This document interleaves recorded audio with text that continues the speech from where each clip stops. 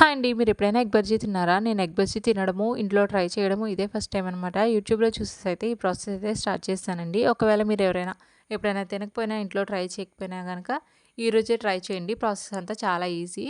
ఇంకా ప్రాసెస్ వచ్చేసి శనగపిండి అయితే తీసుకొని ఉప్పు, కారం, పసుపు అలాగే కొంచెం అంత వాము, కొంచెం బేకింగ్ పౌడర్ అయితే వేసేసుకొని పొడి పిండిని మొత్తం అన్ని పౌడర్స్ కలిసేలా కలిపేసుకోవాలనమాట. ఇంకా వాటర్ అంతా వేసేసుకొని బ్యాటర్ ఇలా థిక్‌గా వచ్చేలా అయితే కలిపేసుకోవాలి. ఆల్రెడీ బాయిల్ చేసి పక్కన పెట్టుకున్న 2 ఎగ్స్ అయితే తీసుకుంటున్నాను నేను. మీరు కావాలంటే ఇంకా ఎక్కువైనా తీసుకోవచ్చు.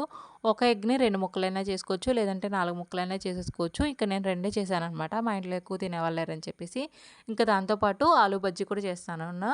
ఆలు అయితే కట్ చేసి పక్కనైతే పెట్టేసుకున్నాననమాట. ఈ ఎగ్‌నైతే ఆ బ్యాటర్‌లో ముంచేసి ఇలా స్పూన్‌తో అయితే తీసుకొని వేసుకోండి. అంటే స్పూన్‌తో కొంచెం ఈజీగా ఉంటుందని చెప్పేసి. బ్యాటర్ ఉంది కదా! ఆ బ్యాటర్ అంతా కూడా ఎగ్‌కి చుట్టూ పట్టించేసుకున్న తర్వాత ఆయిల్ అయితే వేసేసుకోవడమే. టేస్ట్ అయితే చాలా బావుందండి. దీన్ని ఆనియన్‌తో సర్వ్ చేసుకుంటే చాలా చాలా టేస్టీగా అయితే ఉందనమాట. ఎవరైనా ట్రై చేయకపోతే ఈరోజే డెఫినెట్‌గా అయితే ట్రై చేసి నాకైతే కమెంట్ చేయండి. Thanks for watching. Please subscribe.